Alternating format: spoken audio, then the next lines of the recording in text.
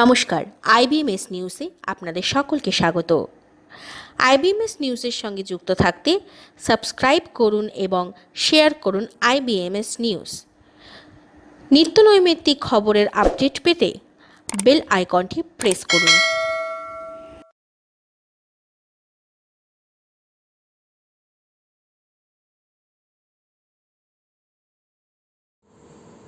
नमस्कार, मैं डॉक्टर अरुण कुमार।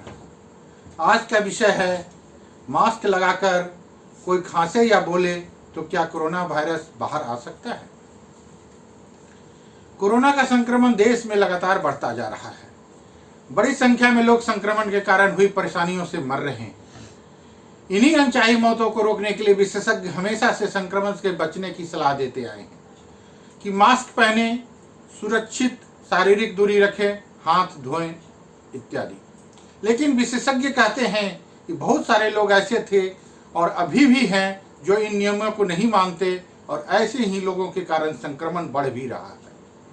हालांकि अभी भी लोग अगर सतर्क हो जाएं तो संक्रमण को बढ़ने से रोका जा सकता है। इसमें सबसे जरूरी है मास्क लगाकर रहना। लेकिन इसको लेकर भी बहुत सारे सवाल हैं कि कौन सा मास्क अच्छा है, किस तरह का मास्क पहनने कि संक्रमण से बचाव हो। आइए विशेषज्ञ से जानते हैं इन सवालों का जवाब। सवाल नंबर 1, मास्क लगा अगर कोई खांसता या बोलता है तो क्या वायरस बाहर आ सकता है? जवाब, विशेषज्ञ कहते हैं यह निर्भर करता है कि व्यक्ति ने किस तरह का मास्क लगाया है। अगर किसी ने N95 मास्क लगाया है तो 95% सुरक्षा मिलती है। N95 को काफी अच्छा माना जाता है। इसके बाद आता है सर्जिकल मास्क। ये ज़्यादातर लोग ढीला लगाते हैं, लेकिन इसे इस तरह लगाएं कि मास्क लगाने के बाद मुंह का भाप या हवा बाहर ना जाए, क्योंकि अगर हवा बाहर आ रही है तो अंदर भी जा सकती है, इससे वायरस प्रवेश कर सकता है। अब आता है कॉटन का मास्क, जो थोड़ा इन दोनों से कम या 50% तक सुरक्षा देते हैं। ऐसे में अब डबल मास्क लगाने के लिए कहा जा रहा है। अगर बाहर जा रहे हैं तो नीचे सर्जिकल मास्क लगाएं और ऊपर से कॉटन मास्क लगाएं। ऊपर कॉटन मास्क इसलिए कहा जा रहा है क्योंकि उसे धो सकते हैं, लेकिन N95 मास्क लगाया तो डबल मास्क की जरूरत नहीं है। होम आइसोलेशन में रहने के लिए किन मरीजों को सलाह दी जाती है? ये है सवाल नंबर 2। जवाब, विशेषज्ञ कहते हैं कोरोना में 90% मरीज में अगर अपर रेस्पिरेटरी इन्फेक्शन होता है, यानी सिर्फ बुखार, शरीर में दर्द, गले में खराश, गंध और स्वाद का ना आना जैसे लक्षण होते हैं, ऐसे व्यक्ति 10 से 15 दिन में घर पर रहकर ठीक हो सकते हैं। लेकिन उनके लिए घर में एक खुद का कमरा हो, पल्स ऑक्सीमीटर, बुखार नापने का थर्मामीटर आदि हो, तब होम आइसोलेशन कर सकते हैं। लेकिन जो लोग बुजुर्ग, डायबिटीज, हार्ट मरीज और उन्हें तभी होम आइसोलेशन देते हैं जब वो लगातार डॉक्टर के संपर्क में रहते हैं या परिवार में कोई हो तो उसकी देखभाल करने वाला हो।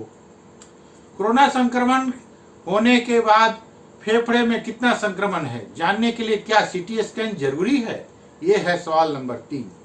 जवाब है, विशेषज्ञ कहते हैं अगर RT-PCR में पॉजिटिव है और ऑक्सीजन लेवल गिर रहा है तो खुद से सीटी स्कैन कराने की जरूरत नहीं है। डॉक्टर के पास जाएं, उन्हें पता है कि कैसे इलाज करना है। लेकिन अगर बुखार नहीं उतर रहा है तो कई बार कुछ ब्लड टेस्ट कराते हैं। लेकिन अगर RT-PCR निगेटिव है, कोविड के लक्षण हैं और ऑक्सीजन लेवल गिरता है तो उस समय निमोनिया की संभावना रहती है। तब डॉक्टर सीटी स्कैन कराते हैं, जिससे फेफड़े में निमोनिया का क्या स्तर है, यानी गंभीरता कितनी है, यह पता चलता है। सीटी स्कैन में दोनों फेफड़ों को 25 हिस्सों में बांटते हैं। उसमें से कितने हिस्से प्रभावित हुए हैं यह पता चलता है। सवाल नंबर 4, आइसोलेशन खत्म होने के बाद क्या कोई वायरस ट्रांसमिट कर सकता है? विशेषज्ञ कहते हैं अगर कोई एसिम्प्टोमेटिक, बिना लक्षण वाला या माइल्ड इन्फेक्शन, हल्का संक्रमण वाला है तो आइसोलेशन के 10 दिन के अंदर 3 से 6 दिन तक बिना किसी दवा के बुखार नहीं है तो व्यक्ति को संक्रमण की संभावना कम होती है। लेकिन अगर दवा ले रहे हैं या बीच में बुखार या खांसी जैसे लक्षण हैं तो अभी वायरस का संक्रमण फैल सकता है, इसलिए आइसोलेशन पूरा करें। सवाल नंबर 5, क्या निमोनिया से बचाव के लिए वैक्सीन लगाने से कोरोना वायरस का प्रभाव फेफड़े पर नहीं होगा? जवाब, विशेषज्ञ कहते हैं फेफड़ों में कई कारणों से इन्फेक्शन होता है जिसे निमोनिया कहते हैं। कुछ लोग जैसे बुजुर्ग, सीओपीडी, अस्थमा, डायबिटीज आदि कोमॉर्बिडिटीज वाले लोगों को न्यूमोकोकल और इन्फ्लुएंजा नाम की वैक्सीन लगाई जाती है जो उनके फेफड़े के इन्फेक्शन से बचाने में मदद करते हैं। जहां तक कोरोना का सवाल है, इससे बचने के लिए अगर वैक्सीन उपलब्ध हो गई है कोरोना के लिए, इसी वैक्सीन को लगवाने से बचाव होगा। हालांकि बुजुर्ग दोनों वैक्सीन को भी लगवा सकते हैं, लेकिन 15 दिन के अंतर होना चाहिए। लेकिन इसमें कोरोना से कोई संबंध नहीं है। धन्यवाद। आपका अपना डॉक्टर अरुण कुमार।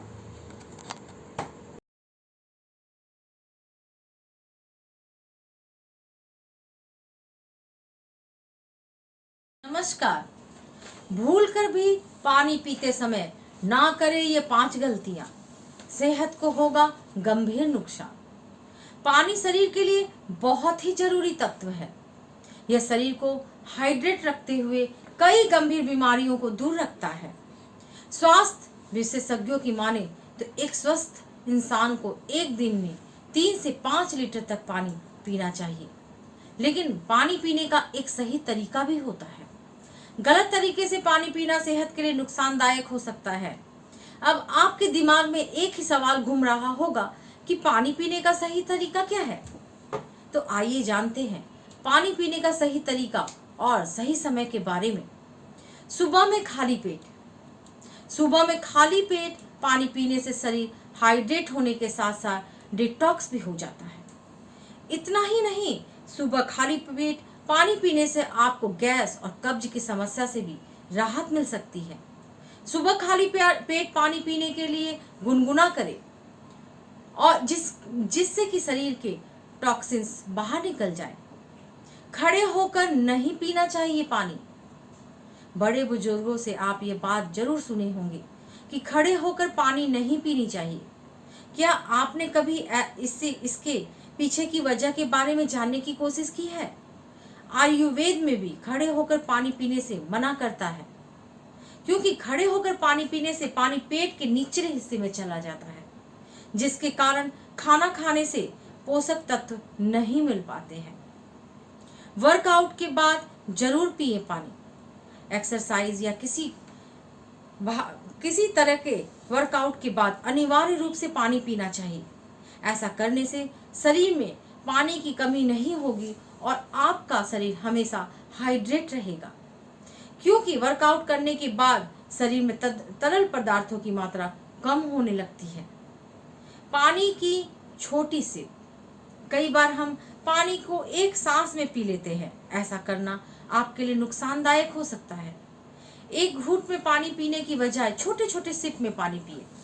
धीरे धीरे पानी पीने से आपका पाचन तंत्र भी मजबूत हो सकता है, साथ ही आपका मेटाबॉलिज्म भी बेहतर हो सकता है। खाने से आधे घंटे पहले या बाद ही पानी पिए। अगर खाना खाने के तुरंत पहले पानी पीते हैं तो आप खाना सही से नहीं खा पाते, क्योंकि इससे आपका पेट भर जाता है और आपको पोषण नहीं मिल पाता है। अगर आप खाना खाने के तुरंत बाद पानी पीते हैं तो आपको पाचन संबंधी समस्याओं का हो सकती है। इससे आपको कब्ज की भी समस्या हो सकती है, उल्टी होने की भी आशंका रहती है। मैं ललिता कुमारी, धन्यवाद।